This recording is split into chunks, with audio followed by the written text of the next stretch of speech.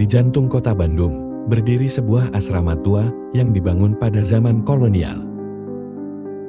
Bangunan ini, meskipun tampak kokoh dengan arsitektur khas Belanda, menyimpan aura misteri yang tak terelakkan. Setiap penghuni asrama pasti pernah mendengar cerita tentang langkah di koridor, suara langkah kaki misterius yang sering terdengar pada malam hari. Malam itu, sekitar pukul 1 dini hari, Dani, salah satu penghuni baru, sedang belajar untuk ujian. Ia memilih meja belajarnya yang menghadap ke jendela besar di kamarnya. Angin malam berhembus lembut, menggoyangkan tirai, namun suasana terasa begitu sunyi, sehingga ia bisa mendengar detak jam dinding dengan jelas. Saat sedang fokus membaca, telinganya menangkap suara langkah kaki dari arah koridor. Tok tok tok. Suara itu terdengar pelat tapi jelas, seperti sepatu kulit yang menghentak lantai kayu.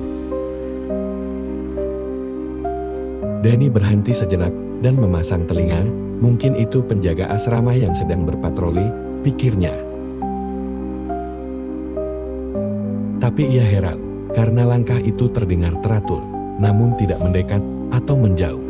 Rasa penasaran mengalahkan rasa takutnya. Ia membuka pintu kamarnya perlahan dan menengok ke koridor. Kosong. Lampu kuning redup menerangi lorong panjang itu, tak ada siapapun di sana. Namun, suara langkah itu tetap terdengar, kini lebih jelas, seperti berjalan bolak-balik di tengah koridor. Dani memberanikan diri keluar, ia berjalan perlahan mengikuti sumber suara.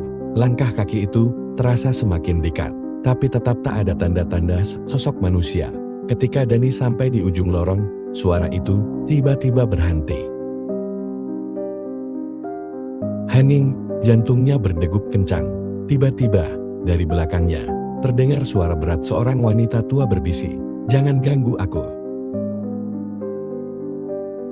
Dani berbalik seketika, tapi yang dilihatnya hanyalah lorong kosong. Napasnya tercekat, tubuhnya terasa kaku.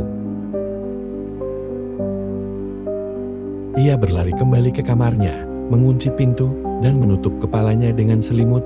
Semalaman ia tidak bisa tidur.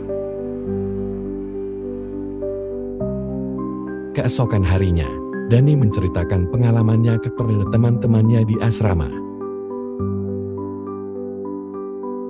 Mereka hanya tertawa kecil. Salah satu dari mereka berkata, "Kamu baru dengar langkah itu ya? Itu sudah biasa." Dulu ada penghuni di sini yang meninggal di koridor itu. Katanya, dia terus berjalan mencari kamar tempat dia dulu tinggal. Kalau kamu dengar lagi, biarkan saja. Sejak malam itu, Dani tak pernah lagi keluar kamar setelah tengah malam. Namun, suara langkah kaki di koridor itu tetap menjadi pengingat bahwa asrama tua itu bukan sekadar bangunan bersejarah. Ada kisah kelam yang terus hidup di dalamnya.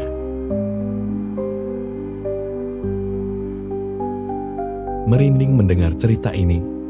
Jangan lupa like, share, dan subscribe untuk lebih banyak kisah horor dan misteri lainnya. Jika kamu pernah mengalami pengalaman serupa, ceritakan di kolom komentar di bawah. Siapa tahu, ceritamu bisa menjadi konten berikutnya. Sekian.